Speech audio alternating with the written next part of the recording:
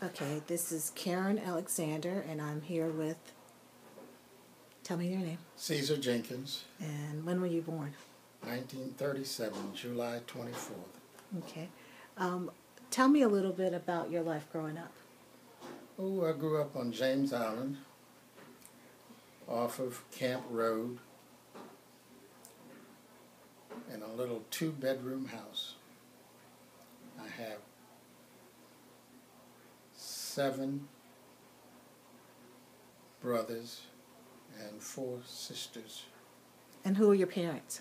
Josephine and Ceasar Jenkins. What about your grandparents? Molly Simmons and Joe Simmons. Both are deceased. My mom died at age 76. She died in 1976. Do you remember your did you ever meet your great-grandparents? Or did, No, never. Do you know their names? No. Okay. So you mentioned that you had brothers and sisters. Where do you fall in line of the siblings? I'm 7 out of 13. Okay. Now, I understand you guys lived on Clifford Street. Yep. Tell me about that. How old were you? I lived on Clifford Street from 1953 until 1955 with my aunt, so I could attend Burke High School and work in the evenings. I worked at the Woolworth on King Street, below Calhoun, working the 5 and dime store. Okay. That was in 1954. 1955, I started working for a Harry Beer Parlor. That was on Spring, at the foot of the bridge, we call it at that time. And I guess from there, I went to the, matter of fact, I worked at Harry's and the cleaners on Calhoun Street, Calhoun and King. I worked there for about 6 months, and from there I went into the military, 1955, June the 27th. And what branch of the service? Air Force. Okay. Now, you mentioned that you went to Burke High School. Tell me, what was some of your favorite memories of high school? Ooh. In the beginning, when we started Burke, we were bused in. You had to get up early in the morning, catch the bus to come across the bridge. So what do you call early? 5:30 in the morning. The bus left at 6:30 if you missed the bus. That was a long walk. Now, this was the city bus? No, this is a county school bus. So the county school bus came to Clifford Street or came to... No. I was down. This was on James Island. On James Island, okay. Okay. And see, I started Burke in 1951. Okay. Okay. So in 1953 to 55, I stayed downtown with my aunt just so that I could work. Okay. That way I didn't have to catch the bus back. So kids from James Island were automatically going to Burke? Yeah. James Island, Johns Island, Waltmala, any island. Wow. Okay. Burke was we only had the 3 schools. Burke, Okay. Avery, and ICS. Now, was Burke segregated at the time? Yes. Okay. And when I say Burke was the dominant school, because the other 2 were semi-private. One was Catholic, and the other one was a private. Avery, you had to know somebody to get into Avery. Okay. Yeah, at the time. So tell me how you met Mrs. Jenkins.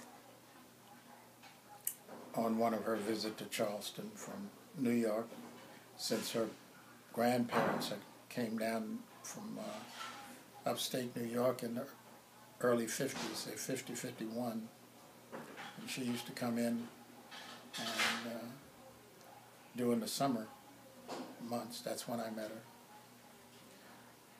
I think I met her in 1952. Okay. Off and on. Every year they would come down. And you told me in the car that she didn't like you at first. Nope, she hated me because she said I was too smart. I thought I was smart. So how did you win her over?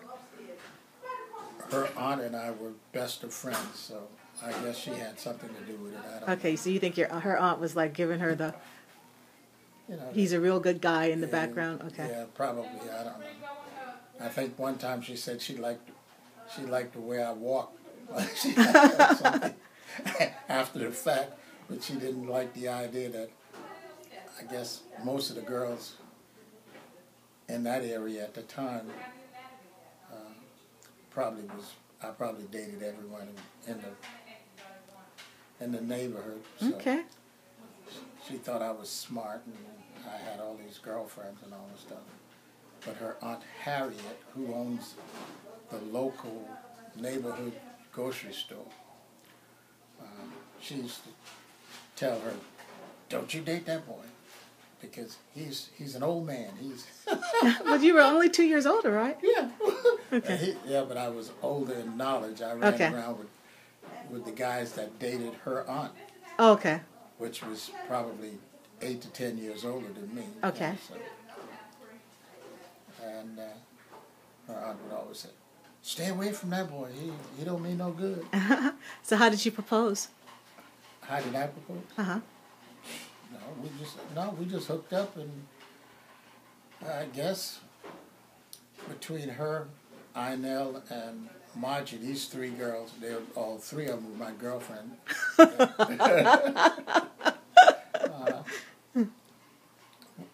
For some reason, she came to the top. When I was ready to go into the service in '55, I asked her if she wanted to wait until I come back from Germany, and she said yes, but I didn't believe it. You're always disrupting, my dear. You'll be next, Mrs. Jenkins. But Karen, I told her, I said, if you're going to wait till I get back from Germany, then that's what I intend for you to do. If you're not, let's just call it off, because it was nothing all that serious anyway. Uh-huh. And she said, I'll be here. So I went to Germany, April of 1956. And after being over there a few months, I wrote her and asked her if she wanted to marry me and come to Germany. And she said yes. Aww. And then she chickened out. Okay. She chickened out, didn't come to Germany. So I said, okay. In 1958, I said, I'll be home in June to get married. So she bought her dress and all that stuff. And we got deployed to Africa. So that was the end of that. So you were supposed to get married 2 different times? So when did you finally get married? We got married in 1960. Okay. March the 18th, 1960. Okay. Now tell me about your girls.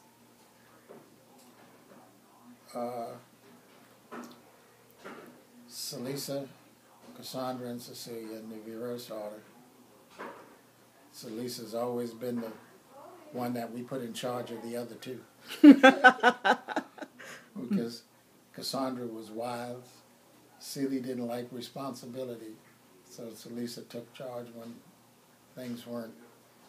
we weren't going to be there or something of that nature. Okay.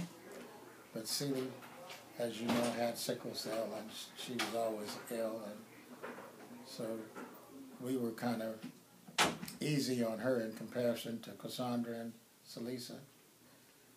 Cassandra was my boy. She'd work on the cars, help me clean the yard. Mm-hmm. And Celisa, she did whatever she could in the house, but she wasn't no yard person. Mm-hmm. She wasn't any yard person. And Cecilia, she did whatever she could.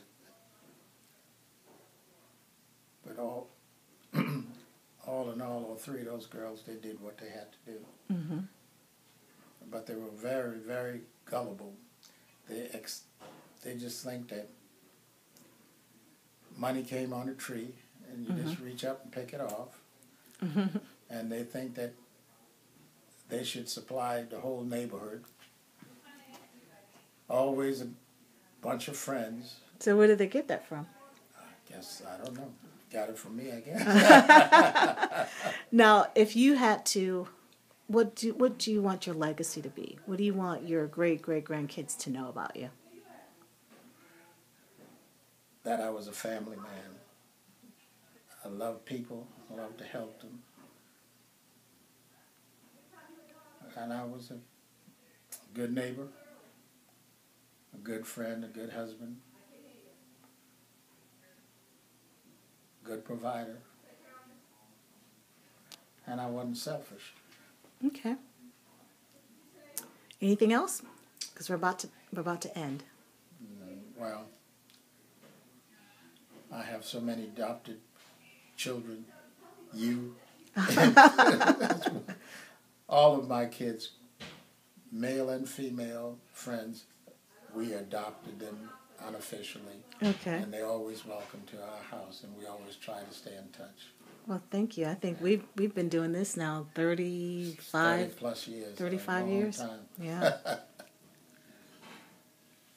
Well, I am going to sign off now, Mr. Jenkins. Thank you so much.